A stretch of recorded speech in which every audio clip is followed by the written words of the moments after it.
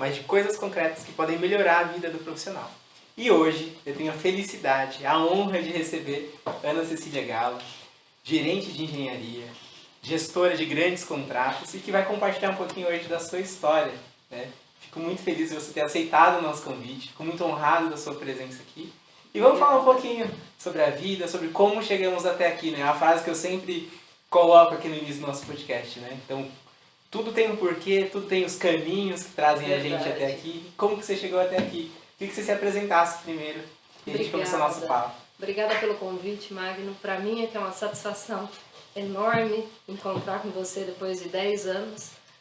E nós trabalhamos juntos numa obra tão expressiva para a cidade de São Paulo, para a mobilidade da cidade de São Paulo.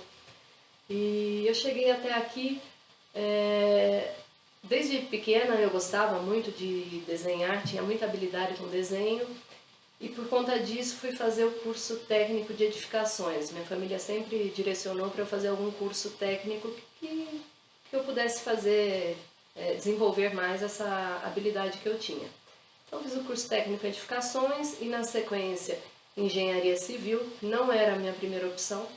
Meu sonho era fazer arquitetura, mas minha família não tinha condições de pagar o curso e principalmente os materiais, que são muito caros. E aí eu lembro claramente, assim, até vindo para cá conversando com minha mãe, ela falou: você lembra que eu te falei para fazer engenharia e quando você começasse a ganhar dinheiro com engenharia você realizar o seu sonho de fazer arquitetura? E eu me lembro disso, mas me encontrei na engenharia. E esse encontro se deu não durante a execução do curso, mas na vida em campo. Na vida na obra, no dia a dia na obra. Eu acabei me apaixonando pela profissão. E tanto que não quis mais cursar a arquitetura, né? E foi dessa forma que cheguei até aqui. Ah, sensacional! Um resumo muito breve, mas sem dúvida de uma história muito bonita, né? A gente tem um primeiro rumo e fala assim, depois eu volto para esse rumo aí e se apaixonar por aquilo que realmente que você faz hoje. É realmente algo maravilhoso. Maravilhoso. Né? Eu falo que você fala da engenharia com brilho no olhar mesmo, né? Você fala com paixão realmente. Eu sou aficionada pelo que faço. Isso é sensacional. Eu acho que esse é o caminho, né? Eu acho que a receita para dar qualquer coisa certa é essa. A gente às vezes até se emociona quando a gente fala de algumas coisas, alguns pontos assim, na nossa conversa, porque realmente a gente sente isso, né? É a flor da pele mesmo, o que a gente, quando a gente fala daquilo que a gente é apaixonado. Você já falou então, né, por que dessa escolha, né? Então sim, foi algo que meio que encaminhado, o destino, mais as possibilidades e tudo mais. E queria que você falasse sobre seus primeiros passos na engenharia, né? Então, beleza, me formei, fiz estágio, como que foi esse comecinho, né? Que a gente sabe que é bem difícil de modo geral. Muito difícil. Ainda durante o curso de engenharia, eu consegui um estágio numa das maiores empresas do ramo. E era uma estação de tratamento de esgoto que estava em construção, lá em Campinas, uma estação de tratamento enorme, e me deram a oportunidade de fazer o estágio. Então eu entrei na área da qualidade. E é isso que eu acho interessante até hoje, eu tive a oportunidade de passar por diversas áreas dentro de um contrato. Eu comecei na qualidade, sempre fui muito comprometida. Então, fui me desenvolvendo nisso, da qualidade passei para a sala técnica e eu sempre fui muito curiosa. Eu observava o que os colegas faziam. A gente sabe que canteiro de obras não tem salas individuais, né? Fica cada um do lado do outro. Então, eu sempre muito observadora, olhando os colegas trabalhando e perguntando o que estavam fazendo e fui entendendo como funcionava uma sala técnica. E tinha um colega que sempre dizia, eu vou voltar para casa, era de fora, né? Usual também, né? Na nossa área, isso, ele era acho da Bahia. Eu vou para a Bahia, você vai assumir o meu lugar. Vou para a Bahia, você vai assumir o meu lugar. E eu ficava triste pelo colega falar dessa forma, mas eu pensava, tá bom, se precisar eu assumo. Então me ensina o que você faz. E foi dessa forma que eu recebi minha primeira efetivação. Então eu deixei de ser estagiária quando um colega realmente decidiu que iria embora e eu fui contratada para ocupar a função dele. Entrei na sala técnica e aí passei um longo tempo nessa área. A gente foi colega de sala técnica. Fomos colegas de sala técnica, inclusive. Exatamente. Sala técnica é o espaço do canteiro de obra em que as coisas acontecem mesmo, né? Então é o bastidor da execução da obra. Então a gente trabalhou em obras de infraestrutura urbana, obra de metrô mesmo, então foi um negócio muito bacana, uma experiência maravilhosa. E na sala técnica a gente tem as grandes tomadas de decisão, as estratégias de execução, o planejamento, que é a essência do negócio, para fazer o negócio acontecer mesmo. Planejamento, suprimentos, no nosso caso, pertencia à sala técnica, né? Medição,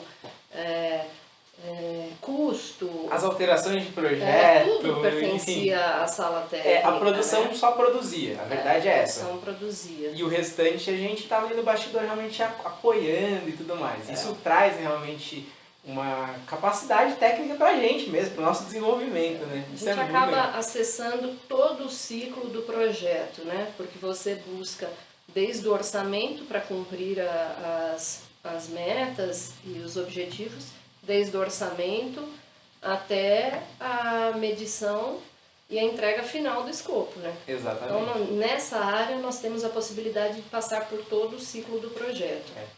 Obras de infraestrutura, de modo geral, trazem essa possibilidade, né? Então, com certeza, para quem quer atuar realmente numa área diversificada, estar presente numa sala técnica de um empreendimento grande faz muita diferença. Forma realmente. Em relação a empreendimento grande, eu mudei um pouco minha visão nos últimos anos. Eu sempre observava quando alguma pessoa dizia, eu trabalhei numa grande obra de barragem, em grandes projetos, né? E eu tive a oportunidade de sair de grandes projetos e por um pequeno período gerenciar projetos menores. E nesse momento eu me deparei com a seguinte condição. O engenheiro que trabalha num projeto menor, ele acaba precisando abarcar mais responsabilidades, mais atividades do que num projeto grande. Num projeto grande, se você cuida da engenharia, você cuida da engenharia, se é projeto, né? Custo é custo. Num projeto menor, a equipe é menor. Então, você acaba precisando se capacitar em fazer diversas funções. E eu mudei essa visão. Para mim, eu acho importante que o engenheiro passe por um projeto de médio porte no decorrer da vida. Num projeto desses, você tem acesso até o RH, qualidade, segurança, meio ambiente, coisas que num projeto muito grande a gente não tem tanto contato. Você só tem o seu pratinho para girar. Pratinho para girar, Exatamente. Não, isso enfim, é formação, né? É você aprender realmente. E naturalmente, né, lá no começo, você deve ter tido muita dificuldade, muitos aprendizados, né, nesses primeiros anos. Eu queria que você compartilhasse um pouquinho a respeito disso e principalmente compartilhasse com a gente as influências e os momentos mais marcantes nesse período aí de começo de carreira, que é algo realmente muito intenso na nossa vida, né? Muito intenso. O ambiente da engenharia é um ambiente hostil. Independente se você for homem, mulher, jovem, mais experiente, o nosso ambiente é hostil, né? E eu tive, claro, grandes dificuldades. A primeira foi comportamental. Eu tive vendo uma educação muito rígida dentro de casa e eu fui criada para agradar as pessoas. A primeira desconstrução que tive que fazer na minha profissão foi entender que eu não precisava agradar todo mundo o tempo todo. Aliás, não precisava não conseguiria, não poderia fazer isso. Então, eu participava das reuniões semanais nessa grande empresa que eu atuei e eu ficava impressionada. Para mim parecia briga. As pessoas só faltavam, assim, chegar às vias de fato.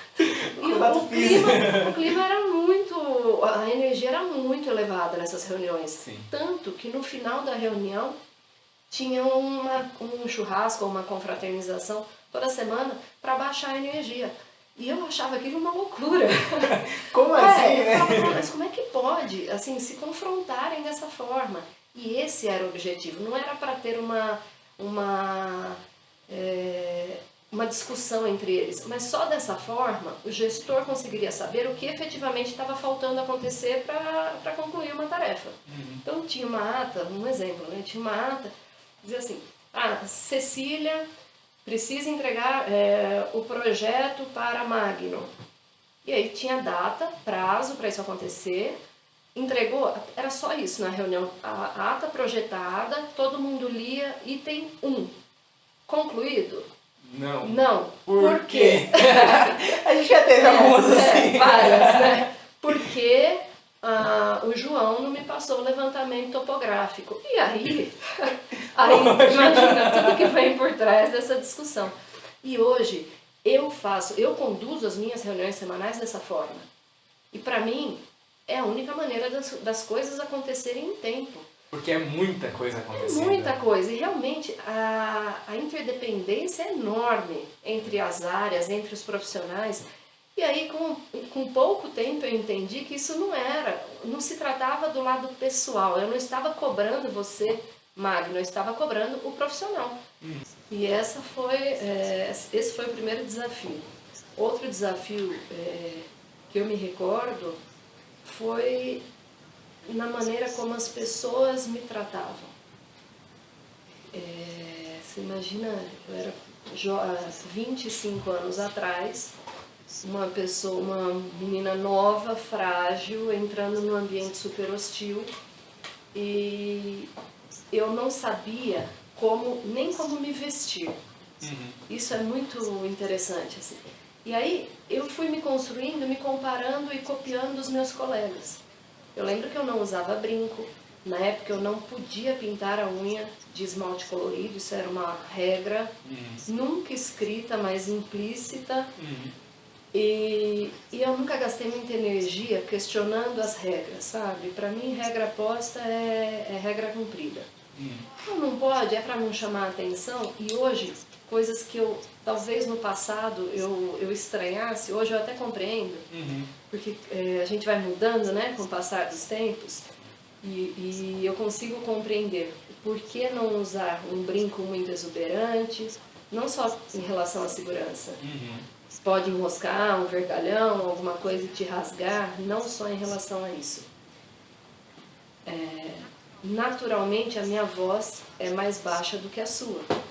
A natureza da minha voz é que ela seja mais frágil do que a sua. Imagine numa reunião nesse nível de energia, com 20 participantes, se eu apareço com um brincão balançando, que faz barulho, ou cheio de pulseira no braço, e a minha voz já é baixa. A hora que eu vou falar, fica balançando um brinco e distraindo as pessoas. O que eu desenvolvi, eu acho que eu desenvolvi um método de sobrevivência ao longo desses anos. O que eu desenvolvi ao longo desses anos foi colocar sempre a minha habilidade à frente de qualquer outra característica. E acredito que deva ser feito dessa forma. Facilitou muito a minha vida no momento em que eu entendi que o que precisa aparecer é somente isso, o restante é consequência. Então, eu acredito que parecer é tão importante quanto ser. Para você fazer parte de um grupo e ser aceito nesse grupo, é importante que você se pareça com os demais. Isso no reino animal, na vida do ser humano, é muito importante. Então não adianta eu querer ser totalmente diferente daquele grupo que está ali, que eu vou ter mais dificuldade. E nesse momento eu não posso gastar energia, além da que eu já preciso, para pertencer a um grupo. Então, o que eu consegui fazer ao longo dos anos foi equilibrar a questão de me parecer com os homens, porque eu sempre trabalhei só com homens, me parecer com eles. Eu consegui equilibrar isso de forma a não deixar de ser uma mulher feminina, mas não ser extremamente feminina a ponto de chamar a atenção só para isso. O pessoal falava que você era muito bruta na hora. Você é bruta. Porque foi o meio. Foi o meu meio. De ser ouvida mesmo, né? Porque se você fala baixinho, ninguém vai te ouvir. A verdade é essa. A verdade é essa. Eu já escutei muito isso e para mim a maioria das falas desses coaches que eu respeito coaches profissionais que respeitam, às vezes aparece alguma coisa para mim no Instagram, na minha carreira não se aplica. A maioria dessas falas não se aplica. Eu precisei criar um método próprio. Por exemplo, você receber todo mundo, ser aberto a todos. No ambiente que eu vivo, tem que ser diferente. Comigo teve que ser diferente. Mas o legal é que eu consegui fazer isso com graça. Eu continuo sendo. Ao mesmo tempo que eu sou muito direta, a gente falava sobre isso, né? Muito direta, muito objetiva com as coisas, por uma questão de não ter tempo, ter diversas decisões para tomar, então não dá para ficar enrolando muito, é para fazer isso, é assim, assim, assado, então. Eu também tenho um lado, que isso eu acho que puxa muito da mulher, eu tenho um lado de cuidar da pessoa, não só do profissional. Não é que eu fique perguntando como você está, se está tudo bem na sua casa, não. Mas eu consigo identificar se aquele profissional está diferente do que ele vinha sendo. E aí sim, fazer uma abordagem mais humana, mais próxima. É que isso é a essência de um líder, né? Que é isso que a gente precisa realmente nos líderes. Pessoa que tem empatia, que olha pra você e identifica realmente, não, tem algo diferente. E tudo bem estar diferente, mas vamos entender até que ponto que precisa de um equilíbrio, precisa de uma ajuda. Né? O líder é aquela pessoa que tem empatia. Conversa, às vezes, né, para ajudar a olhar por outro lado o momento que a pessoa está atravessando. Isso eu acredito que eu consigo fazer bem. Você é uma ótima líder, né? Então, eu acho que esse é o caminho realmente de alcançar essa posição como um líder exemplar de verdade, né? Enfim, você teve aí diversas vivências, né? Você comentou que começou lá numa obrinha relativamente pequena comparado com as grandes obras da construtora, e você vai ganhando espaço e conquistando aí outros, dentro das obras, ganhando mercado realmente, ganhando experiência e tudo mais. E aí a gente teve a felicidade de trabalhar numa obra metroviária, mas você já trabalhou em diversos tipos de obras. Eu queria que você falasse um pouquinho dessa experiência prática que você teve nessas diversas obras, né? Então, metrô, viaduto, rodovias, pavimentação. Então, a gente tem uma gama bem diversificada, né, das grandes obras, que é algo que realmente chama muita atenção para os mais diversos profissionais. Então, todo mundo fala, poxa, como que é trabalhar numa obra como essa? O trabalho em si, o escopo a ser executado, não muda muito do ponto de vista da gestão. Então, eu me sinto confortável para trabalhar numa ferrovia, vou falar das obras que já fiz, né? Numa ferrovia, numa rodovia, em um metrô, em uma estação de tratamento de esgoto. O escopo não muda tanto, o que muda é o cliente. As exigências são muito diferentes quando você vai executar um viaduto ou quando você vai executar a pavimentação de uma rodovia. E isso eu vejo como uma oportunidade de nós melhorarmos tecnicamente. Quando você passa, para mim, obras rodoviárias são as mais difíceis de você atingir assim, um nível de excelência. As mais difíceis para executar são as rodoviárias. Sim. Essa é a minha vivência.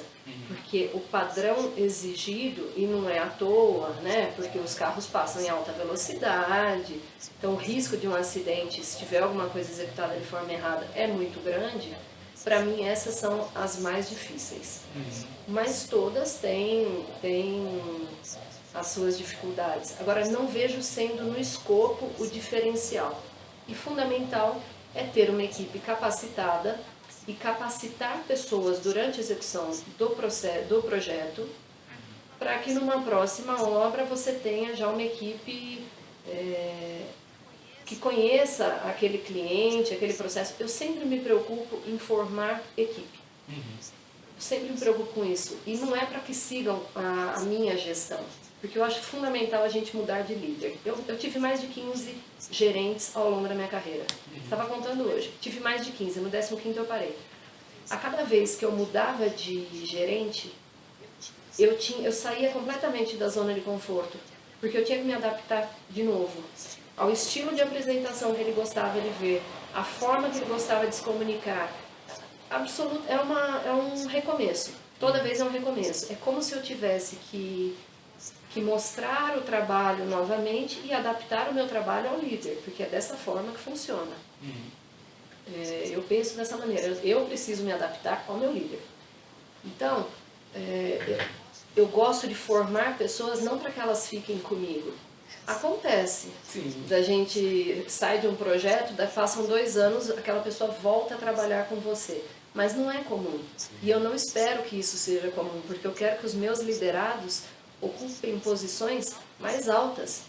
Então, assim, eu não espero que eles estejam sempre hierarquicamente abaixo de mim. Sim. Eu quero que eles sejam meus pares, meus superiores. É isso que eu espero. Ah, isso é sensacional. Um dos episódios atrás que a gente tá falando, né? A gente teve o Antero, né? O engenheiro que a gente leciona junto e tal.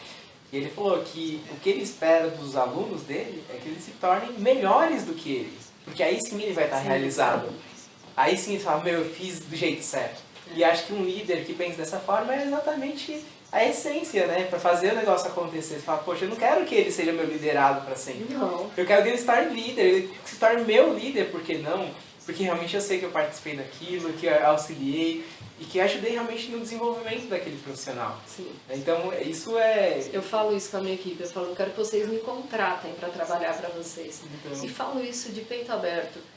Por exemplo, estar aqui com você hoje e ter participado da sua trajetória e ver aonde você chegou é tão satisfatório. Isso daí não tem preço que pague, sabe? Porque qual é a nossa função no mundo se não for formar pessoas? Né? Formar profissionais, porque as pessoas já estão formadas, né? Formar profissionais. Esse é o legado que eu quero deixar. Ah, sem dúvida você faz parte da minha história, isso não tenho dúvida alguma. A gente foi muito parceiro durante os anos que a gente trabalhou junto.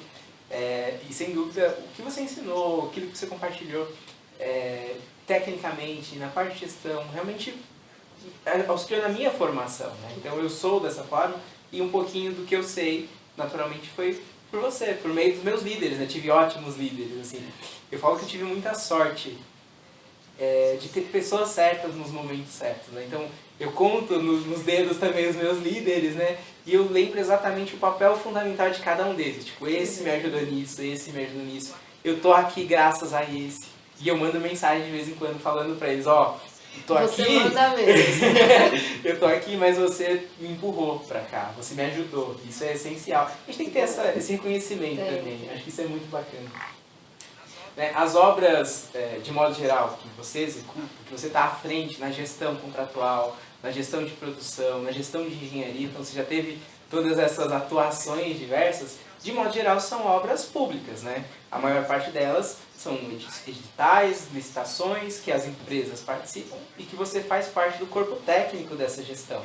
E eu queria entender com você quais os principais desafios para a gestão dessas obras públicas de modo geral. E, posteriormente a isso, né, a diferença que você enxerga, né, entre as obras públicas e as obras privadas em relação a padrão executivo e tudo mais. A maioria das obras que eu participei, sim, foram obras públicas e o ponto de atenção maior é estar sempre atendendo os requisitos legais dessa obra, desse contrato. Isso é uma coisa que a gente busca o tempo inteiro. Eu não posso afirmar quantas vezes durante o dia eu consulto a lei que rege o meu contrato. Essa é uma preocupação que nós temos e precisamos ter à frente de obras públicas. Então, conhecer completamente o processo licitatório, desde do edital até o contrato assinado, assim, isso tem que ser visitado. Eu revisito esse material diariamente, muitas vezes. É embaixo do braço. Embaixo do braço. Essa é a minha cartilha. Embaixo do braço. E isso é fundamental para quem trabalha com obras públicas. Sempre falo isso com a equipe. Eu sou a gestora do contrato no momento que estou trabalhando, nessa hora que estou trabalhando, eu sou a gerente do contrato, mas a minha equipe toda precisa conhecer esses documentos. Quem vai executar no campo, quem vai fazer uma medição da sala técnica, qualquer pessoa precisa conhecer esse documento, porque ele é quem rege a maneira como isso vai ser executado. Então, a maior diferença entre executar uma obra pública e e uma privada é que a pública está regida por uma lei. E a gente precisa seguir à risca isso. E é um cuidado que quem tem que ter é quem está na obra, não é o pessoal da sede. Eles não conseguem acompanhar as nossas decisões no dia a dia e garantir que tudo esteja feito dentro da legislação. Esse cuidado é de quem está no campo. As obras privadas, a principal diferença que eu vejo é que o padrão de exigência de documentos, de relatórios, de entrega, padrão é muito maior. Assim, porque eles podem exigir o que quiserem, são donos do dinheiro. Né? É um contrato muito mais rigoroso sob essa ótica. Assim. Então, se você vai entregar um banheiro, o cliente especifica, banheiro para o cliente privado, se ele especificar na carta convite que tem que ser pintado a ouro, aquela janelinha, se tiver um respingo ali, ele não vai aceitar. Sim. Né? Então, o cliente privado ele tem mais condição de acompanhar a obra. Tem mais orçamento para isso, né? Então, a obra pública tem seus pontos, né? A gente tem uma fiscalização naturalmente, a gente tem uma equipe designada para essa atividade. Eles naturalmente ficam em cima, a gente tem que prestar contas de tudo que está sendo executado, sim. Mas o que você falou, o livro de regras está bem claro, né? O livro de regra da obra privada, o cara pode chegar ali e querer mudar tudo também. E tudo bem. Ele pode falar assim, ó, esse banheiro é de ouro, agora eu quero de prata. E é dele. E tudo bem, se for necessário ele vai pagar e tudo mais. A obra pública a gente não tem esse aditivo fácil, essa mudança fácil. É o que está ali. É no memorial descritivo, no projeto executivo. Enfim, a regra já está estabelecida, né? E o mercado mudou muito. Os clientes estão muito capacitados. Sempre foram, nessa obra que nós trabalhamos juntos, sempre foram tecnicamente exímios profissionais. E eu tenho colegas que preferem uma fiscalização mais tranquila. Tenho colegas que falam, eu prefiro um fiscal que não conheça tanto. Eu não. Eu gosto de ter um fiscal tão competente quanto eu sou. Exato. Porque isso eleva o nosso nível técnico a um teto sem limite. É exponencial. Exponencial. Então você tem conversas num nível bom, as soluções são boas, você senta na mesa para discutir com quem conhece, as soluções são muito melhores. Então minha visão é de que é sensacional ter um cliente que conhece do que está fiscalizando. Né? A gente já viveu várias situações de gente com mais capacidade, gente com menos experiência. Eu prefiro trabalhar com um cliente super capacitado para elevar o meu nível técnico. É escola. É escola. A gente tem que ter a humildade sempre de estar disposto a aprender. Sim. E eu acho que isso também faz toda a diferença em qualquer área que você vai atuar. Seja na gestão de projetos, na gestão de grandes empreendimentos, de pequenas obras, de reforminhas. Você tem a humildade de aprender com o seu encarregado, com o seu ajudante. Estar disposto a isso. Claro, tem que ter seu embasamento técnico, tem que conhecer, mas acho que tem que estar com a bagagem sempre aberta para agregar conhecimento. É muito legal viver esse momento de discussão. Essa semana nós estávamos discutindo uma questão técnica no projeto que eu trabalho e por um momento eu parei e fiquei olhando a minha equipe.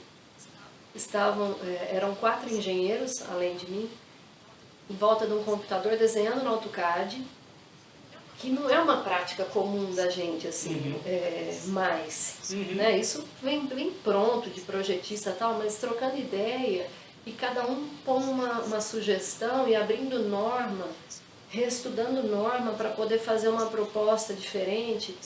Isso me enriquece tanto, me alegra, porque essa é a essência da engenharia. Em poucos momentos, durante a execução de uma obra, principalmente na parte de gestão, a gente tem a chance de fazer engenharia. Engenharia propriamente dita, né? A gente faz gestão, é lógico, mas é muito satisfatório ver isso, assim, me faz relembrar por que eu escolhi essa profissão. Ah, muito legal, meu. Realmente é muito bacana ter esses momentos assim de desenvolvimento e todo mundo fica empenhado, todo mundo em cima. Todo mundo em cima, olhando, faz isso, passa aquela linha pra lá, joga nessa cota. É muito interessante, é muito viva, assim, a engenharia, você fala que brilha meus olhos, eu não me vejo fazendo outra coisa. Eu acho que se eu precisasse fazer outra coisa, eu tenho certeza que eu teria sucesso, porque eu sou muito comprometida, independente do que for. Tem coisas que eu gosto, tem coisas que eu não gosto de fazer, mas em todas elas eu me entrego muito. Agora, a engenharia foi o grande acerto da minha vida. Ah, sensacional, meu, muito bom. A engenharia civil está presente em tudo, né? A gente sabe disso. E o que se destaca como principal ponto nas obras de mobilidade, né? Afinal, o que você trabalha mais fortemente, rodovias, é mobilidade, metrô é mobilidade, é levar a gente de um lado para o outro. Eu penso que é o progresso que a gente leva para as pessoas, a mudança na vida das pessoas. Eu me recordo quando atuei na obra da Ferrovia Norte-Sul, que a gente não sabe quem são as pessoas, mas elas sabem quem nós somos, e isso ficou muito marcado para mim, porque quando as pessoas sabem quem você é importante. Elas te dão uma importância, né? Não que eu me sinta assim importante, mas eu acho que o nosso trabalho é muito importante.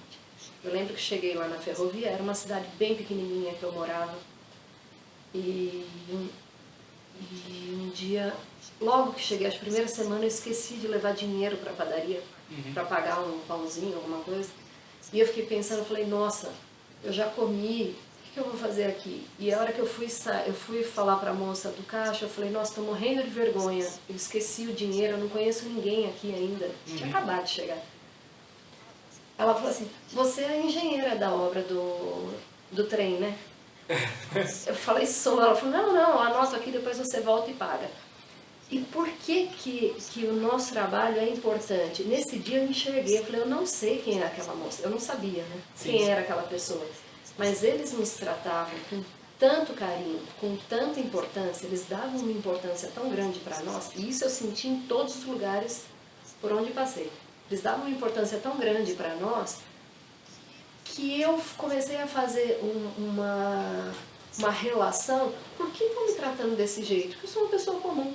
E aí eu entendi, porque a gente está mudando a vida deles. Porque chegou essa ferrovia aqui, trouxe emprego para essa população. Mudou a vida deles.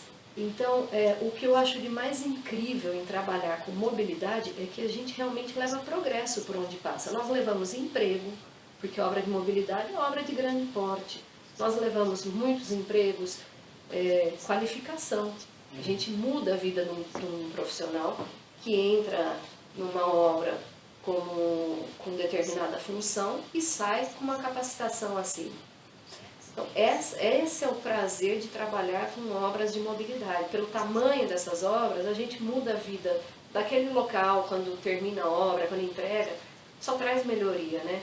Durante a execução, nós sabemos que causa um desconforto, isso é natural de obra, mas a gente melhora a vida daquela população. Então esse é o meu grande prazer, em fazer obra de mobilidade.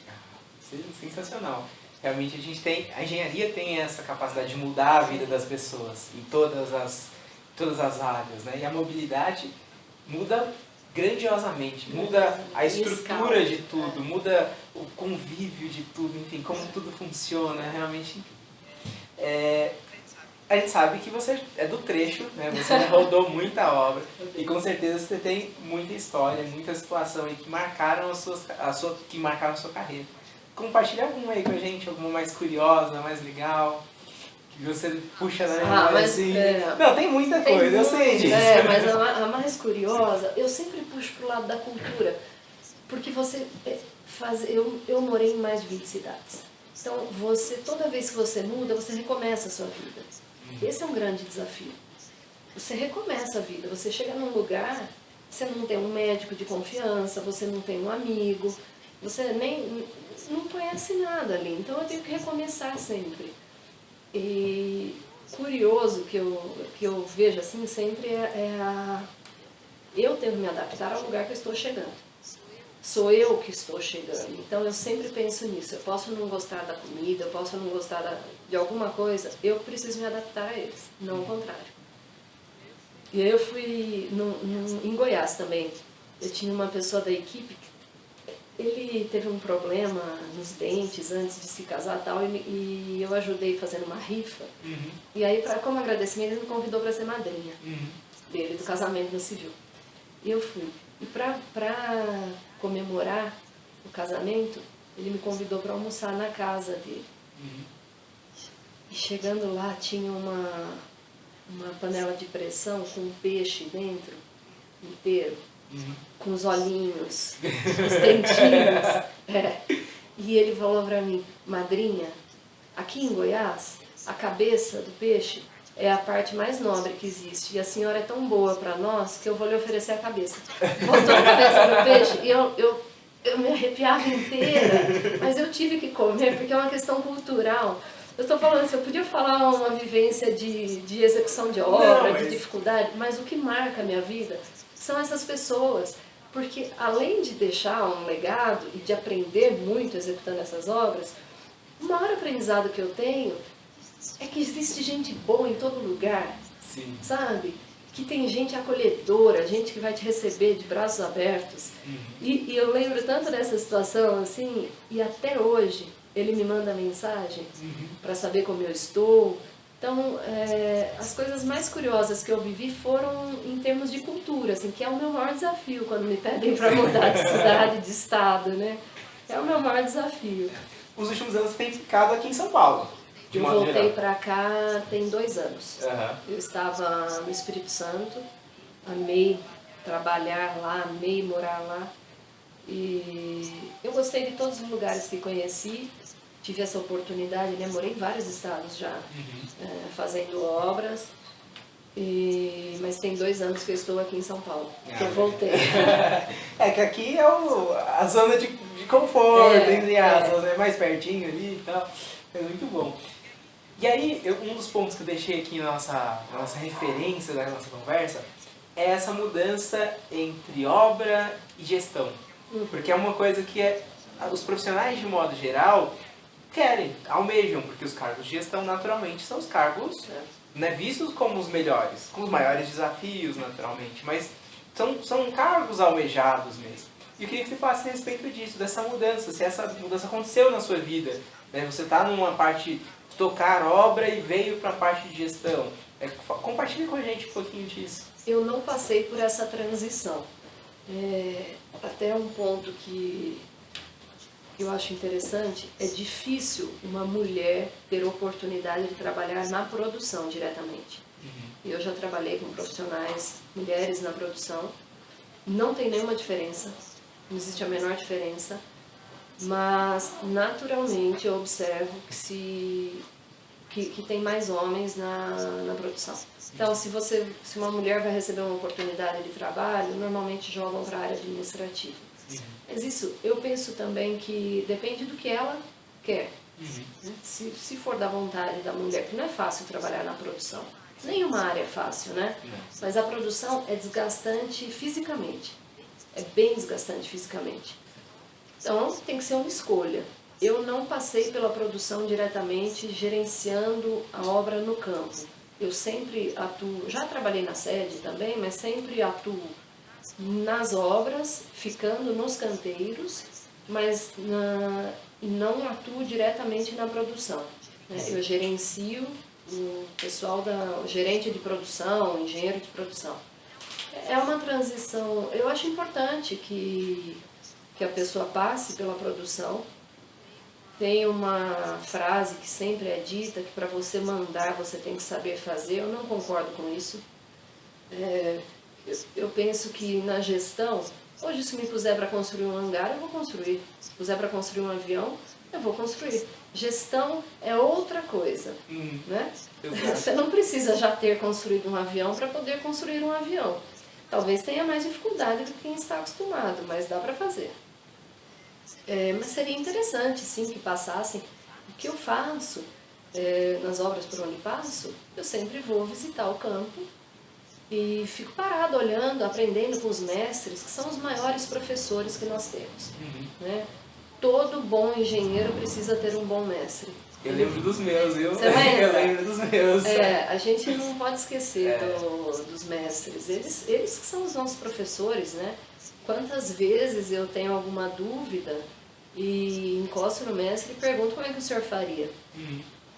Isso até é interessante, né? Tem gente que vê como fragilidade. Eu já tive um profissional que respondeu para mim, você é minha chefe, não sabe? Não, eu não tenho que ter todas as respostas, mas eu tenho que saber perguntar. Exatamente. Né? Tem gente que fala. Eu não tenho que saber tudo. A gente fala há pouco, né? Saber tudo. Eu preciso saber quem sabe. Quem sabe. E uma noção já basta. E quando a gente faz engenharia, engenharia é um curso que abre muito, expande muito a mente. Ela te desenvolve. Eu acho que aquele monte de cálculo que a gente aprende, aquela sequência toda de cálculos, serve para expandir a mente, mesmo o cérebro, sabe? Vai te desenvolvendo para um raciocínio lógico, que quando me falam assim, eu nunca vou usar isso, não, você vai usar a capacidade de raciocínio lógico que toda essa sequência de cálculo está te fazendo desenvolver. Exatamente. Né? Eu vejo dessa forma, assim, eu pessoalmente não vivi a transição de produção para a gestão, eu sempre fui da gestão, mas muito próximo à produção. Sim, é aquela gestão que tem que estar sabendo o que está acontecendo, né? Não olhar só de cima. Não, eu faço reuniões, eu tenho muita proximidade com os meus engenheiros de produção, com o meu mestre, e a gente conversa o tempo todo, divide o tempo todo, e semanalmente eu tenho uma reunião fixa com os meus encarregados e feitores, conduzida por mim.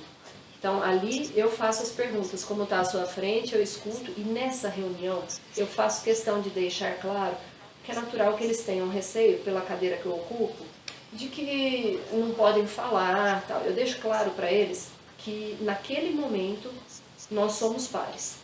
Eu digo desta forma, nesse momento nós somos pares. Podem colocar as dificuldades de vocês e fazer as críticas que vocês quiserem, como se eu fosse uma de vocês aqui no campo vivendo esse desafio. Para eles se sentirem à vontade. E dessa conversa eu extraio os maiores problemas e as melhores soluções. Semanalmente acontece isso. Tem que ter essa proximidade mesmo, porque é quem está vendo ali. Eles são os nossos olhos, os nossos braços de operacionais, é o que está fazendo o negócio acontecer. Então, realmente... Eu não abro, eu não chamo diretamente, não gosto desse tipo de condução, eu não pratico. De chamar diretamente uma pessoa que tem um líder e demandá-la, tipo no campo, se eu não entendo alguma coisa que está acontecendo, eu não concordo, eu sempre direciono para o engenheiro da frente, para não fazer esse bypass no líder daquela equipe, até para não causar confusão na cabeça da equipe. Desconforto, né? Desconforto, para eles não perderem a força de comando. Mas eu sou muito atuante, muito próxima à produção. É essencial para dar certo. Porque vinculado a isso, a gente tem que pensar muito na performance realmente. A gente sabe que obras públicas, grandes obras, tem um grande gargalo que é o cronograma mesmo. A gente trabalhar ali com o nosso prazo, a gente tem que liberar, viabilizar o orçamento, então tem que estar tudo caminhando juntinho ali, o orçamento, porque se você coloca muita gente, o orçamento vai aumentar. Então essa gestão é complicada e o resultado esperado está alinhado muito à performance daquela equipe. De modo geral, a gente tem equipes muito diversas. Gente de todo lugar, fazendo um monte de coisa, com diversas atividades. Como que você faz para alinhar tudo isso, né? Para trazer todo mundo para o mesmo barco e viabilizar, trazer alta performance e bom desempenho, né, para os empreendimentos? Primeira coisa, eu não trato todo mundo, trato todo mundo com respeito, mas eu não trato todas as pessoas da mesma forma. A minha comunicação com cada um é personalizada. Eu tento observar, lógico que o número de pessoas com as quais eu me relaciono não é tão grande assim. Eu tenho hoje umas 10 pessoas que respondem diretamente a mim, estou com 200 na equipe. Então, eu tento observar que cada um é único. E a forma como eu abordo cada um deles também tem que ser única. Quando é um recado geral, ele é dado na sala para todo mundo. Também, outra coisa que para mim não funciona é essa fala de coach, de que elogiar é em público, chamar atenção é isolado, para mim também não funciona. Eu penso que quando é uma diretriz, eu não vou chamar cada um de uma vez para passar essa diretriz. Desde que eu passe com respeito, não tem problema algum que seja na frente para todo mundo, porque tem coisa que é para todo mundo entender o recado, certo? Sim. Às vezes eu vou dizer, não faça dessa forma porque está errado. Isso aqui vai resultar nisso, nisso e nisso. Se eu falar para uma pessoa isolada, os demais da equipe não vão tomar aquilo como lição. Sabe qual vai ser a próxima oportunidade que eu vou ter para falar isso para os outros? Quando cada um deles errar no mesmo ponto. Então, a minha forma de fazer gestão, e tem funcionado, é essa. Digo, olha, não é para fazer desse jeito, que vai dar problema, vai acontecer isso, isso, isso. Pronto, eu já expliquei para 5 simultaneamente. Tá? E quando é alguma... Então, quando é uma orientação geral, é dessa forma que eu faço. Eu me alinho muito com eles o tempo todo. Os meus feedbacks não são diários, são horários. Eu falo, cada comentário meu é um feedback. Eu não espero para sentar depois dali 3 meses e dizer para a pessoa, olha, aquele dia que você falou tal coisa não foi legal. O feedback agendado aí, né? Feedback agendado? Não. Aproveita porque eu estou dando o tempo todo o feedback. E eu vou junto. Sim. Eu estou junto, eu estou conduzindo. Eu falo, observa como eu vou me comportar nessa reunião, por exemplo. Observa o que eu estou fazendo nessa reunião. E é muito legal. A minha equipe é muito aberta a aprender. Eu acho uma graça que eu enxergo neles. Deve ter muita coisa que eu faço também que não é exemplo para eles quererem seguir. Mas acredito que na maioria das vezes queiram, né? Consigam aproveitar alguma coisa. Mas é muito legal porque eu vejo eles replicando o meu comportamento. E eu fico super feliz, assim, porque essa é a ideia. Essa é a ideia. Se em algum momento precisarem me movimentar daquele projeto, não importa a razão, se precisarem fazer um movimento comigo no projeto, tem que ter um segundo preparado. Um segundo, um terceiro, um quarto. Tem que ter alguém com a cabeça alinhada com a minha. Porque eu sou muito alinhada na minha direção. Sim. Eu sou muito alinhada com a direção da empresa. E é aquilo que eu já... não sei se a gente já falou sobre isso aqui. Já falamos, assim. Para mim, eu tenho que seguir as regras. As regras são postas lá na reunião de passagem de bastão. Ó, esse projeto é assim, assim, assim que você vai seguir, seu resultado tem que ser esse. A gente tenta buscar isso, né? Então eu sou alinhada a isso. Eu não deixo ninguém confortável para tomar decisão que possa colocar em risco o que a empresa está esperando e também não me sinto confortável para isso. Não tenho autonomia para desviar um passo do que a empresa colocou para mim. Então, eu quero uma equipe 100% alinhada comigo. 100% alinhada. É isso que, às vezes, as pessoas não entendem, porque cada ser é único e exclusivo. Então, talvez as pessoas prefiram um líder mais amoroso, mais calmo, mais tranquilo, né? Sim. Você falou lá, naquela época eu tinha fama de ser bruta. Não mudou. Né? Lógico que a gente melhora com o passar dos anos. A minha reação às situações mudou. Sim. Né? Hoje eu me sinto muito segura, muito mais segura. A gente vai evoluindo. Mas tem certas características que são nossas. E isso não muda. Então eu faço assim, meio que circo aberto aqui, ó, pessoal, é assim, ó, vamos por aqui, assim, assim, assim que vai seguir e ponto. E sou muito aberta à sugestão e opinião. Sim. Né? Deixo a equipe participar com tudo. Nessa reunião que é com o pessoal diretamente do campo, essa reunião é para isso, para eles me darem ideias diferentes das que eu tenho. Sim.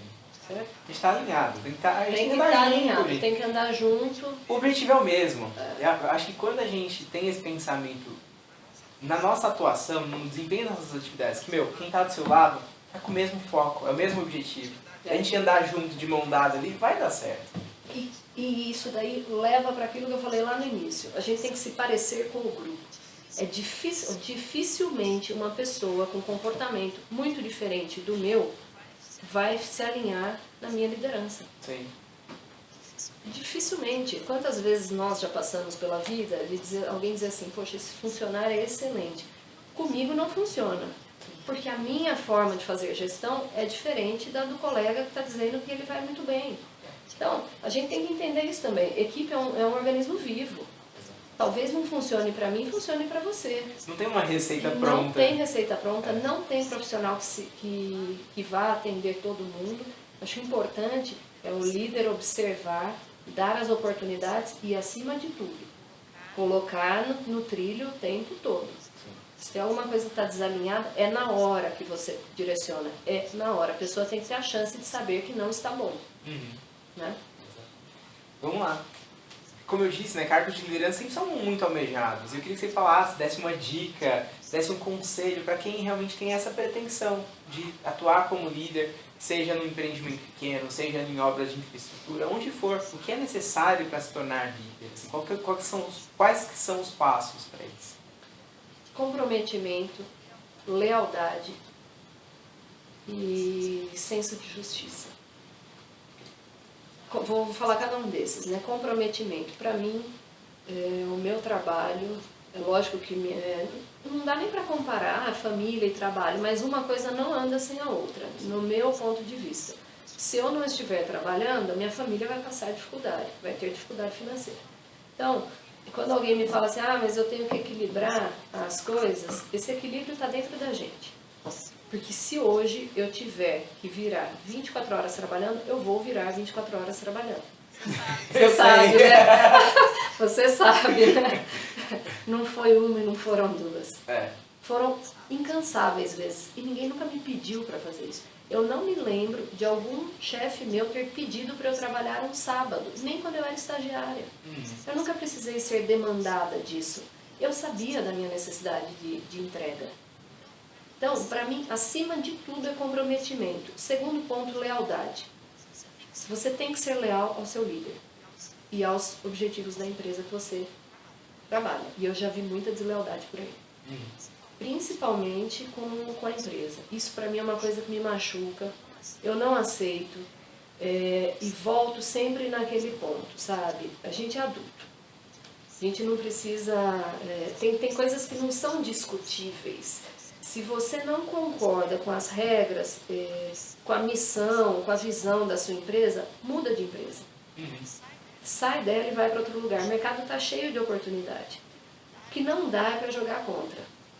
Sabe? Tem que ser, só funciona se for desse jeito. Tem que ser uma união tão grande, uma força tão grande, que você coloca aquilo ali, a empresa embaixo do braço e você vai defender aquilo com tudo.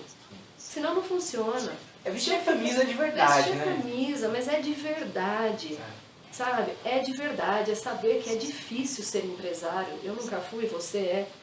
Mas é difícil. Se o profissional, se eu que sou contratada enfrento dificuldades, eu imagino quem me contrata. Entende? Então, para mim, assim, é comprometimento, lealdade e terceiro, senso de justiça. No sentido de colocar o seu ego abaixo de tudo. E isso eu ainda tenho dificuldade, é um exercício que eu faço a cada situação que eu enfrento. Melhorei muito. Né? Ego é uma coisa que todo mundo tem, mas não pode ter ego quando você está na liderança. A sua vontade não vale nada. O que vale é o objetivo que você está lá para conseguir atingir. Então, eu posso ter uma pessoa que eu gosto muito. Se ela não está correspondendo à expectativa para aquela cadeira, ela estará fora da equipe. Né? Sim, você vai desenhar, você vai ter as possibilidades, vai dar feedback. Ela estará fora, porque não vai acontecer o objetivo. Eu posso ter uma ideia na minha cabeça, ou um sentimento aqui dentro de mim, isso daí por conta de bagagem, história de vida, criação, diferente. E aí ter que tomar uma decisão, um bom exemplo, término de obra. Quando a gente é obrigado, quando não tem outro projeto que emende, eu sou obrigada a demitir as pessoas. Todo mundo que trabalha em obra já passou por isso. E não tem chance de eu sofrer com isso, eu até posso passar por um tipo de sofrimento, mas não tem chance de não fazer. Senso de justiça. O que é justo ser feito? O justo é eu dizer que a obra ainda não terminou, enrolar mais 2 meses para sair, ou é encerrar agora, nesse momento, e evitar que a empresa tenha prejuízo? Esse é o certo. Então é isso que tem que ser feito. sabe? Quando você é líder, você não tem vontade. Não tem. Tá? Então, acho que são essas 3 coisas, assim. É fazer o que é certo e o que é necessário. Fazer o que é certo, o que é necessário, e certo sob o ponto de vista da empresa que você representa, não do seu. Exato. Exatamente. A gente tem que se pôr desse tamanho perante o objetivo que nos foi dado. E isso, Cecília, tá muito alinhado ao próximo ponto que eu queria falar com você, que é a vontade de empreender, de ter sua empresa, de tocar os seus próprios serviços. Porque hoje a gente está num momento da sociedade, dos mais jovens principalmente, as novas gerações, porque querendo ou não, a gente vai ganhando experiência, a gente é uma geração passada, mais anterior à atual. E a geração atual enxerga o CLT, as empresas, a prestação de contas como algo tenebroso. Não, você está colocando algemas em você pelo fato de ser CLT, de trabalhar numa empresa, você tem que vender a sua alma. O pessoal enxerga isso como algo absurdo, porque agora o certo é ser empreendedor, você tem que viver por conta própria, viver na internet, fazer qualquer coisa. E eu queria ver com você o que você pensa primeiramente sobre isso. Né, sobre esse pensamento das pessoas enxergarem o trabalho numa empresa, a prestação de serviço para uma empresa especificamente, como algo negativo. Isso já fez presente na minha vida, eu estou hoje onde estou graças aos trabalhos, às empresas em que eu trabalhei, e eu reconheço isso plenamente. Para mim foi muito positivo, mas eu queria que você falasse a respeito disso, e depois sobre a possibilidade, sobre essa visão, essa vontade de empreender ou não, o que você enxerga sobre isso? Eu gosto muito do formato de trabalho que eu sempre tive, eu nunca empreendi, não sinto vontade de empreender. E eu penso que isso é perfil de pessoa. O que eu observo, sim, em todos os níveis, é que as pessoas, que essa geração mais nova, não quer assumir posições de, não vou nem dizer de liderança, de maior responsabilidade. Em vários níveis eu já observei isso. E eu faço da seguinte forma: antes de oferecer qualquer coisa para uma pessoa que eu estou almejando, eu pergunto qual é o objetivo dela de vida. Nos últimos 2 anos, 3 pessoas que eu queria promover nem chegaram a saber que esse era o meu objetivo para elas. Porque quando fui conversar, e aí, o que você pensa para a tua vida? Então, não quero... Para mim tá bom aqui onde eu tô, eu não quero eu não quero trabalhar igual você, eu não quero entregar minha alma, exatamente minha alma para a empresa, eu acho um absurdo. Então, antes de eu sonhar um sonho para o profissional, eu pergunto qual é o sonho dele, que muitas vezes é diferente do que a gente imagina. Né? A gente tem uma visão assim de que vai crescer, de que vai ser, às vezes não é isso que eles querem. Isso tem sido muito recorrente. E eu acho muito seguro trabalhar em empresa. Meu pai já teve empresa e é difícil ser empresário, principalmente aqui. É muito difícil. Sempre que eu vou... Eu talvez por ser filha de alguém que já teve empresa, sempre que eu vou tomar uma decisão que envolve custo, eu penso muito nisso. Eu falo assim, eu não tenho direito de gastar R$1 a mais de um dinheiro que não é meu.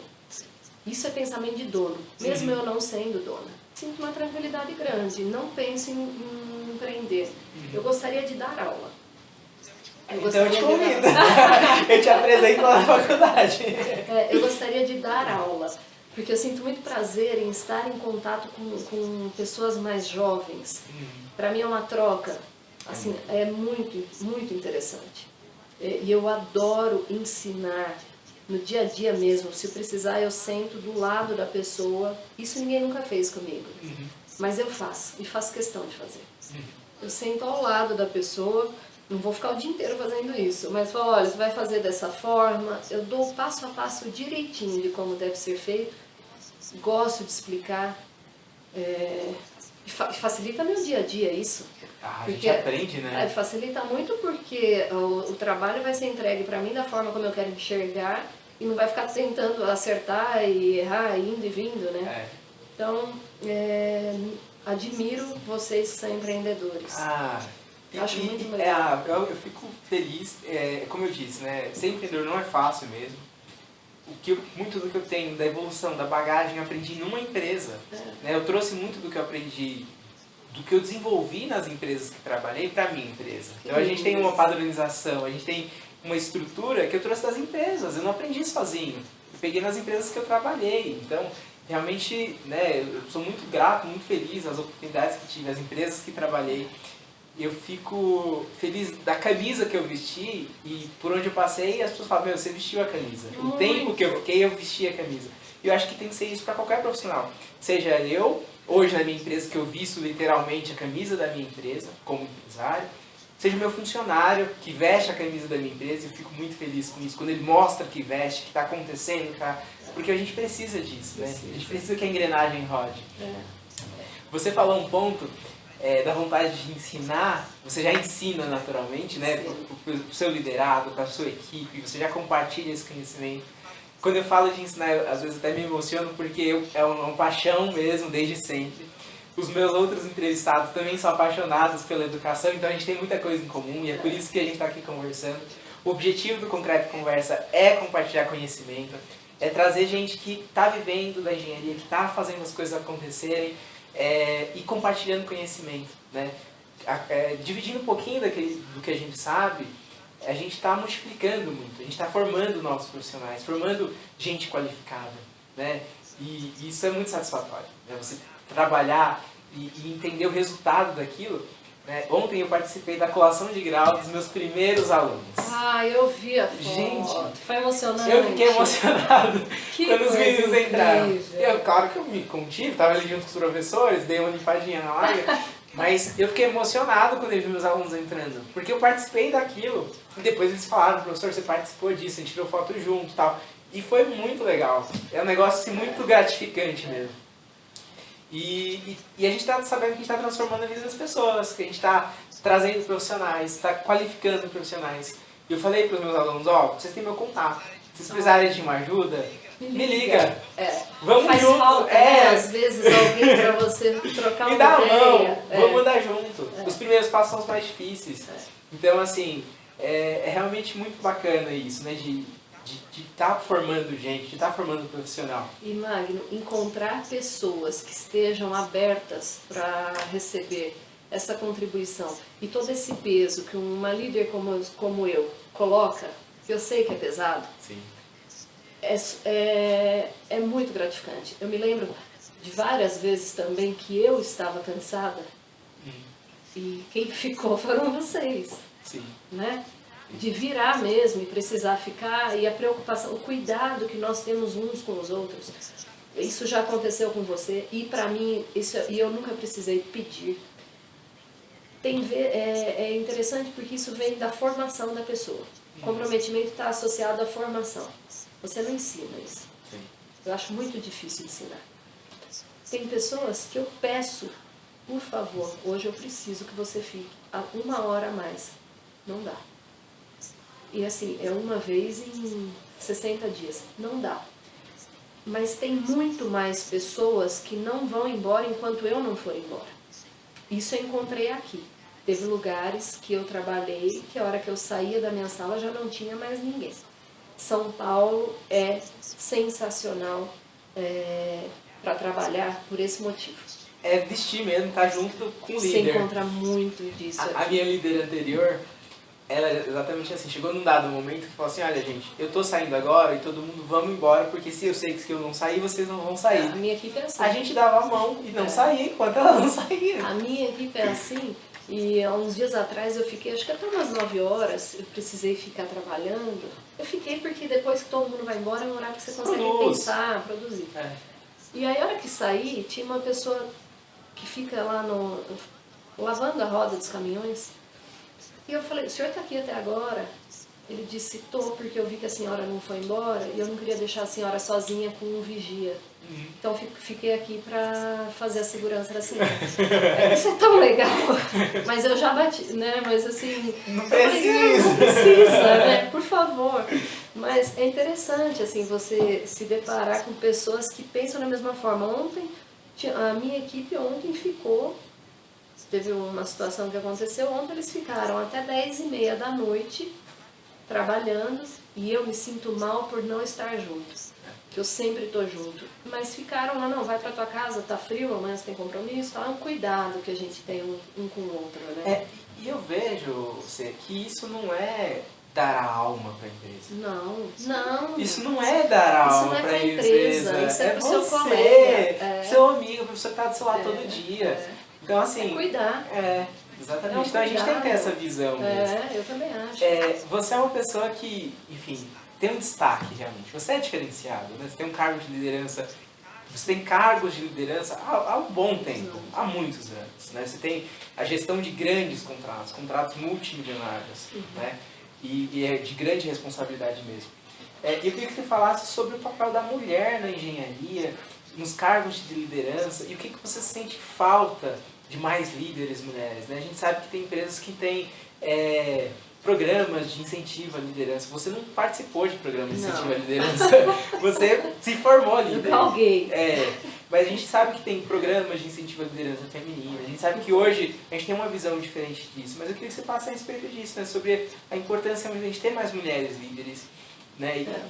E isso na engenharia que é muito mais difícil. Ontem na minha turma, por exemplo, formou uma menina, uma engenheira. Em quantos? Eram 7, e aí uma era menina. A turma era relativamente pequena, mas era muito pouco.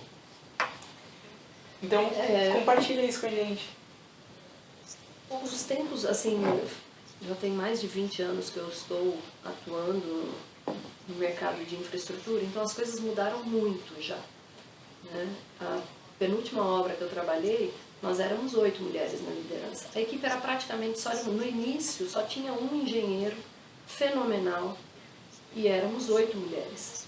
Isso foi uma coisa que acabou acontecendo, você sabe, né? Termina uma obra, vamos alocar para cá, aloca para lá, acabou acontecendo, não foi proposital, mas o que me chama a atenção é a visão do líder que permitiu que isso acontecesse. Ele sim foi corajoso. Para mim precisa ter coragem para enfrentar tudo que vem junto com isso, né? As brincadeiras, as desconfianças. Então, ele foi corajoso e deu tudo muito certo. Vocês foram destaque. Fomos destaque. Foram reportagem, teve um monte de coisa assim que eu achei muito legal. Uma obra difícil, né, de um alto nível de complexidade, logística. Eu sinto... profissionalmente eu sou tão assexuada que eu nunca parei para reparar nisso. Eu fui começar a observar até as questões de assédio que eu já vivi no passado. Eu fui passar a observar isso, acho que há uns 3 anos atrás, escutando alguma coisa, dizendo, nossa, mas isso é assédio? Então já aconteceu. Eu sempre, você imagina lá no início como foi difícil isso para mim. Por isso que eu falei que eu construí uma forma de lidar, copiando os meus colegas, até na forma de me vestir. Eu sempre trabalho de camisa de manga longa, fechada, abotoada, uma roupa que não chame tanta atenção. Não é porque eu sou mulher, é por aquela minha colocação. Eu acho importante você pertencer a um grupo, sabe? Então, sempre vestiu o uniforme, né? Ser líder não precisa vestir uniforme. Líder não precisa de uniforme. Até hoje eu uso, tá? Eu não uso todos os dias, mas até hoje, quando eu vou representar a empresa em algum evento, eu faço questão de ir de uniforme. Eu tenho orgulho de vestir a camisa da minha empresa, sabe? É a empresa que acredita em mim. E o que eu acho que é importante para as mulheres poderem, antes de serem líderes, poderem ingressar no mercado de trabalho, primeiro é que elas se capacitem. Não importa, eu também não tinha dinheiro, eu não tinha dinheiro para comprar uma coxinha na época da faculdade. Não tinha. O ônibus era a prefeitura que dava. Então, assim, era bem difícil. Mas a gente tem que se capacitar, de alguma forma. Aquele conselho que minha mãe me deu lá atrás, você não consegue fazer arquitetura porque a gente não pode pagar. Então vai fazer o que der para fazer. Se não puder fazer um curso de engenharia, vai fazer o que for mais barato, entra no mercado de trabalho, se capacita, vai fazer um curso técnico, tem vários cursos gratuitos, vai fazer um curso técnico, qualquer coisa. Esteja à mostra, sabe? Esteja disponível. Se mostre. A mulher, ela precisa se mostrar mais do que o homem para galgar uma posição.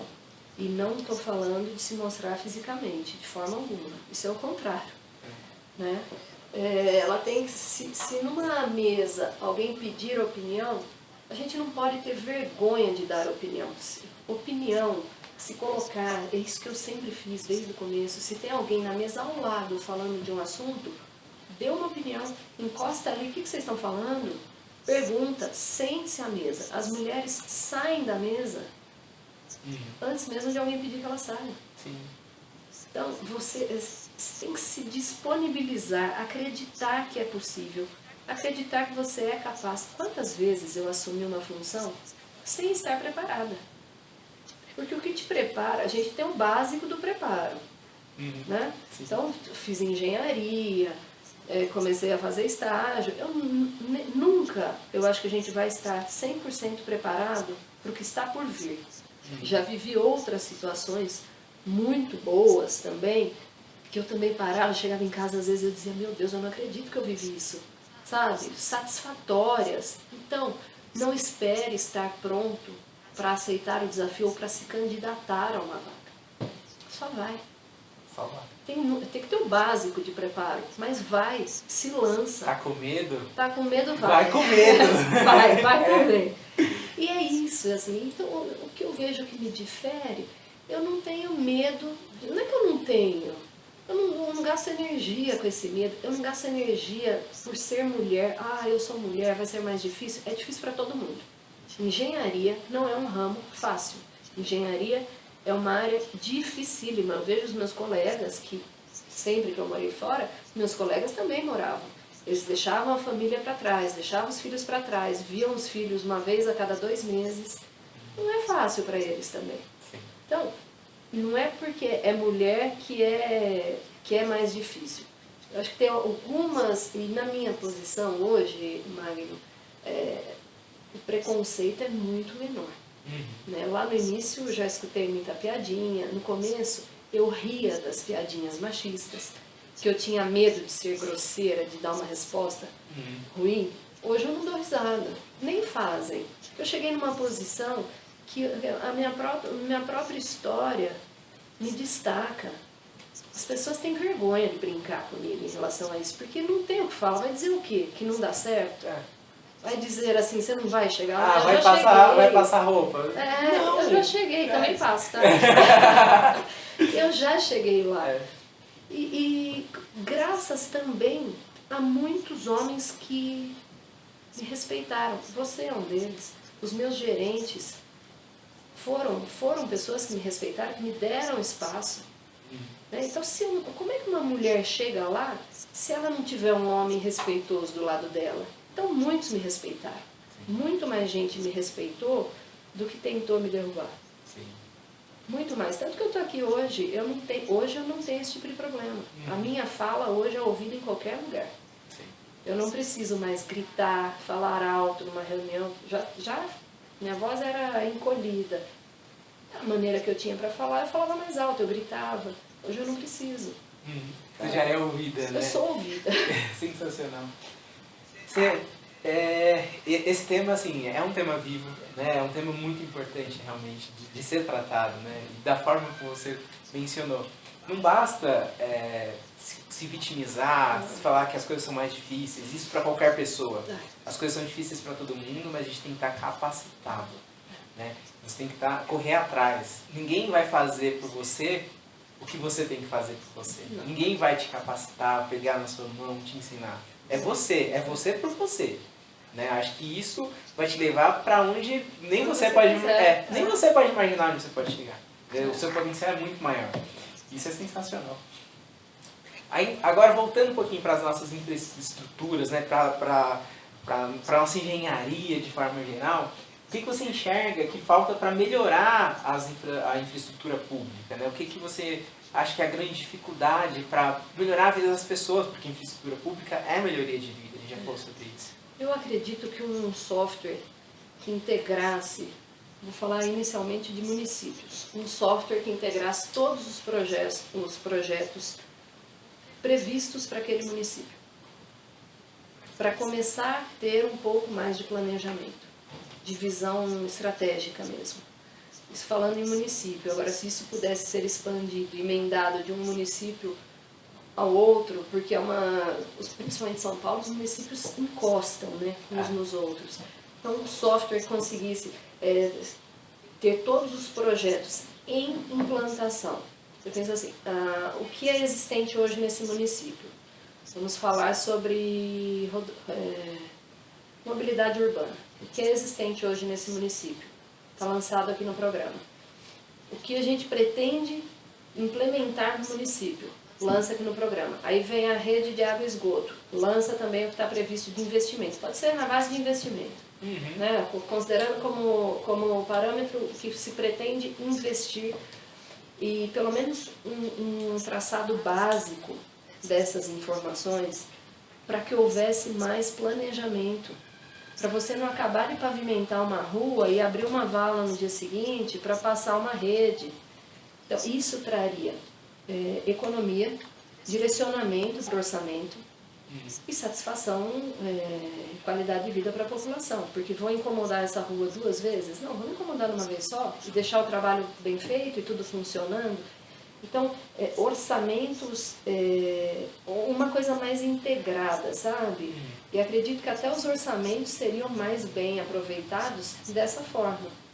Olha, vou mexer nesse bairro e o outro vai mexer lá no outro bairro e depois a gente inverte.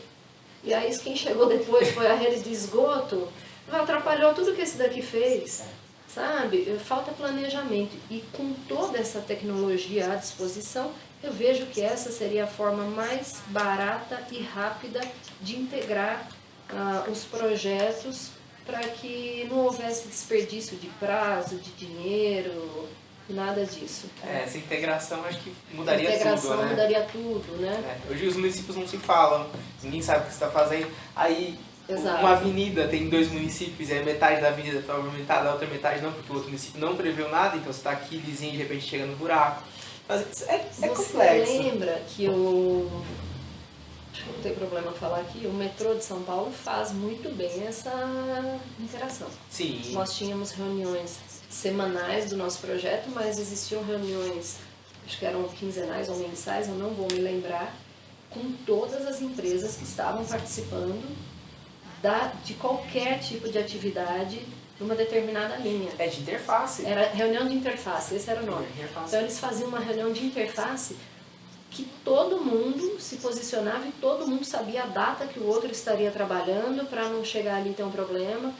Era um exemplo de planejamento e engenharia, né? Muito recentemente eu trabalhei, né, em uns estudos de extensão metroviária, né, de algumas linhas aqui do metrô, e foi o essencial para a tomada de decisão, porque a prefeitura estava prevendo algumas extensões viárias, a gente ia fazer a extensão metroviária e aí a interface era direta. O traçado de um ficava em cima do outro, era um negócio absurdo.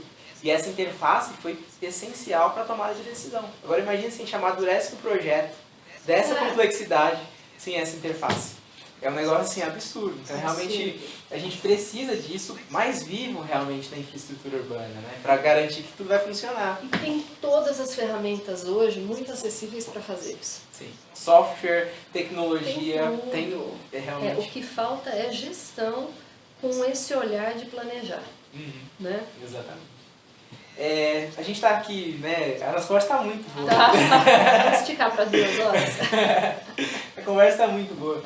Mas caminhando para o fim, né, eu queria que você desse conselhos aí para os engenheiros que estão começando a carreira, o pessoal que está estudando, né, muito da nossa audiência é esse pessoal realmente que está em início de carreira. O objetivo do Concreto Conversa é realmente trazer profissionais com uma conversa clara, realmente edificante para esse profissional. E ouvir uma pessoa como você que já tem muita experiência, muita bagagem, tem mais de 20 anos de experiência com infraestrutura, então você começou com o quê? 3, 4 anos de idade, mais ou menos? Foi. Então, assim, é realmente enriquecedor para o nosso meio, para a nossa sociedade de engenheiros mesmo, e para aqueles que estão se formando. Eu queria que você desse esse recado aí para o pessoal. O recado que eu dou a vocês é que busquem a oportunidade de fazer estágio. O estágio, ele torna o curso de engenharia muito mais fácil. Se não tiverem condições de fazer engenharia civil, façam um colégio técnico de edificações. Das 3 graduações que eu fiz, para mim tecnicamente foi a melhor. Né? Ainda tem curso técnico de edificações? Sim. O Centro Paula Souza, por exemplo, foi lá que eu estudei. Referência. Busquem qualquer formação técnica, caso não tenham condição de iniciar na faculdade. E se estiverem na faculdade, procurem fazer um estágio. Estágio tem que aceitar a ideia de que vocês vão dar um passo atrás. Se já trabalham, vão dar um passo atrás, aparentemente um passo para trás, em termos de salário, mas isso irá jogá-los proporcionar, né? Vambora. Depois vai jogar pra frente. Vai jogar pra frente. Não consegui você falar vai pra frente. Você vai pra frente 10 vezes mais em termos de salário, de tudo. Então, aceitem uma oportunidade de estágio, busquem uma oportunidade de estágio. Eu bati na porta para pedir oportunidade. Tem muita empresa com uma oportunidade aberta. Ou ser jovem aprendiz, qualquer coisa, qualquer função que te coloque no meio. Estar no meio é fundamental para entender como é que funciona. Isso daqui é um mundo à parte. Tá? É um mundo à parte em tudo. Assim. A obra é uma coisa a ser aprendida.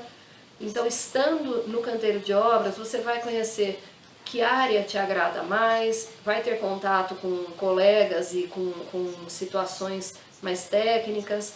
E é um aprendizado que não tem escola que ensine. Se tiverem a oportunidade, estejam disponíveis para mudar de cidade. Isso, em termos de projeção, é uma coisa que joga o profissional assim lá para cima. Então, a pessoa que tem disponibilidade de mudar de cidade, de estado, de país, o profissional é muito mais valorizado do que aquele que faz questão de ficar principalmente em São Paulo, né? Todo mundo quer trabalhar em São Paulo. Mas se você tiver disponibilidade para qualquer tipo de mudança, com certeza vai ser valorizado. Se entreguem sem preocupar com horário de entrada, horário de saída. Sabe? Obra é dinâmica, não é verdade? Sim. Obra é dinâmica. Então vão acontecer coisas que não estão previstas de acontecer. Participe desse processo, se envolva no processo, procure se antecipar. Vai iniciar um determinado trecho de obra, pega o projeto, dá uma lida antes, bate um papo com quem está junto, independente da posição que você esteja. Demonstrar interesse, curiosidade, comprometimento, tudo isso é um diferencial, né? E eu acho que é isso, né? Acho que é isso. Eu falo isso sempre com muita constância. A média é um lugar muito seguro, mas não te leva longe. Não. Você tem que estar acima da média. A verdade é pra essa. tudo, né? Pra tudo. E o que você for fazer, você tem que estar acima da média. Você é líder. Posso dizer que você está no auge da carreira, né? Você galgou aí bons cargos, você tem cargos de liderança, né, de grande gestão. Né? Numa obra pública, o gerente contrata o maior cargo daquela obra. Né? Você só responde diretamente à sede da empresa. Né? Então, assim, e eu queria que você falasse onde você se vê, o que você se vê no futuro. Porque eu cheguei no auge, e aí? Qual que é o próximo passo? Eu não considero que eu estou no auge ainda. Tem obras muito maiores acontecendo. Eu quero continuar trabalhando. Sou aficionada por construção, por liderar. E tem vários clientes ainda para eu conhecer. Eu quero continuar trabalhando, quem sabe passar a ministrar aulas numa universidade. Isso é um sonho que eu tenho. E vou continuar deixando um pouco do meu conhecimento para a turma passar por mim e formar pessoas. Eu quero formar pessoas. Isso é sensacional. Formar pessoas que trabalhem comigo. Eu quero assistir os meus engenheiros liderando. Exatamente. Eu acho que é isso, né? Isso nos leva além do que a gente já está. Porque aí é outro nível, né? Não é só o crescimento profissional, é o crescimento pessoal. É uma realização sua mesmo, né? Eu acho que isso é muito bacana.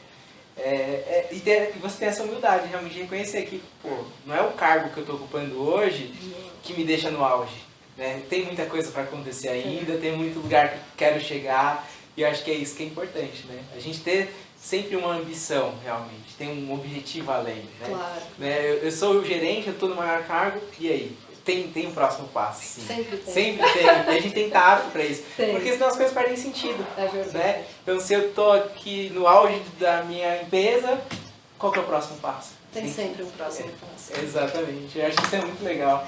Eu queria que você deixasse uma mensagem para os nossos, né, os nossos ouvintes, os nossos espectadores aqui. Né? Foi uma conversa muito bacana, muito leve, muito produtiva. E eu queria que você fizesse essa mensagem final para o nosso espectador que acompanhou a gente até aqui. Obrigada pela participação de vocês, por estarem assistindo esse encontro, que além de ser um encontro para um bate-papo, é um encontro entre amigos e profissionais. Para mim, me deixa muito emocionada estar aqui com o Magno. E venham para a engenharia. Acreditem, principalmente vocês, mulheres, meninas, que têm um sonho de trabalhar com a engenharia, é uma profissão tão possível quanto outra qualquer. Basta vocês terem a coragem para se capacitarem e para se entregarem da forma como eu e outras colegas fizemos. Ah, muito bom, cara. A gente realmente está muito feliz com a sua vinda, né? O nosso conteúdo aqui, a nossa conversa foi incrível. Eu agradeço a sua participação, a sua disponibilidade. A gente foi aí encaixando as agendas realmente e viabilizamos essa nossa conversa. Agradeço a você que acompanhou o nosso programa até aqui, que tem acompanhado nossa série de entrevistas do nosso programa. Realmente a gente está muito feliz de compartilhar um pouquinho do que a gente aprendeu e tem aprendido ao longo de todos esses anos. E fica o convite para você se inscrever no nosso canal, deixe seu comentário, né, participe, compartilha, porque realmente quanto mais gente visualizar esse nosso conteúdo, a gente vai conhecer um pouquinho mais da engenharia, um pouquinho de conhecimento a mais para você. Então, aproveito, né, para deixar esse convite para vocês. Agradeço a presença de todos e até o nosso próximo episódio. Um grande abraço.